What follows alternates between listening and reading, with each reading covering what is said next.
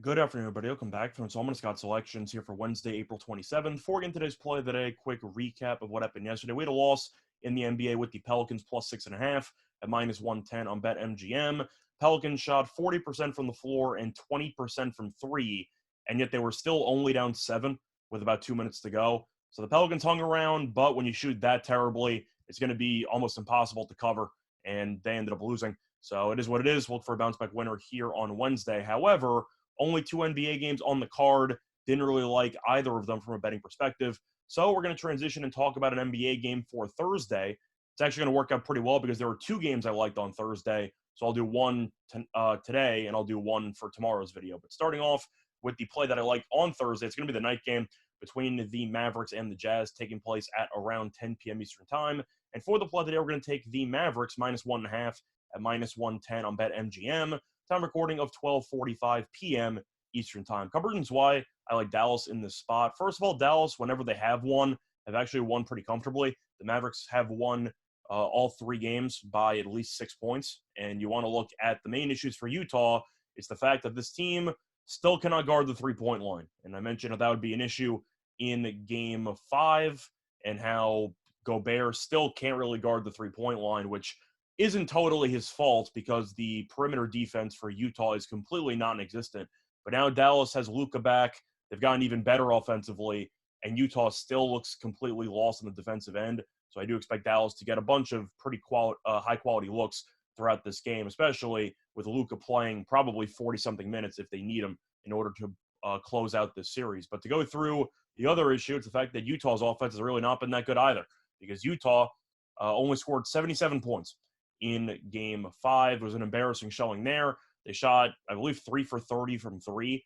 I don't think it's going to be that bad again, but they have an injury that I'm going to mention in a second, which could cause this offense to look underwhelming once again, which makes me believe that Utah is in serious trouble in this home game for game 6. But to go through Dallas's main two guys, I just mentioned them, but now to go through some stats, you have Luka and you have Jalen Brunson.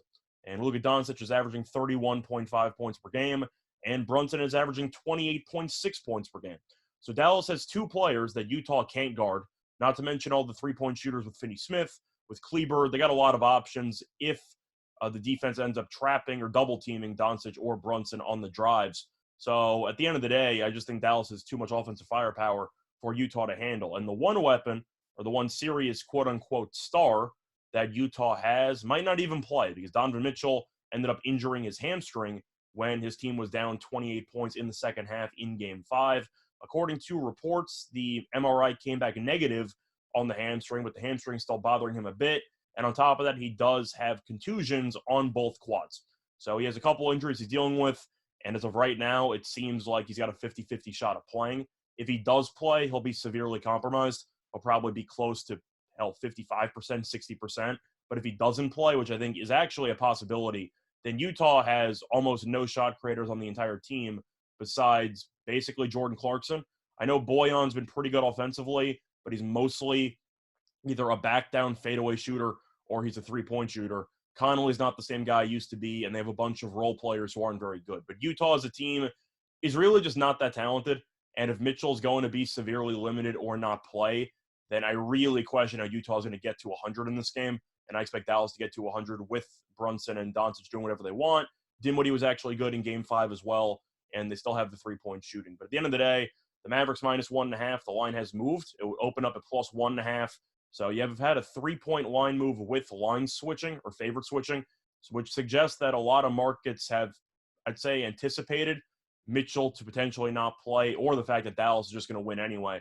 But Utah's two home games in this series, they lost without Luka playing for Dallas, and they had a very impressive last-minute comeback, which was culminated in a Gobert alley-oop dunk. But, of course, if Powell makes those two free throws, they probably lose the game anyway.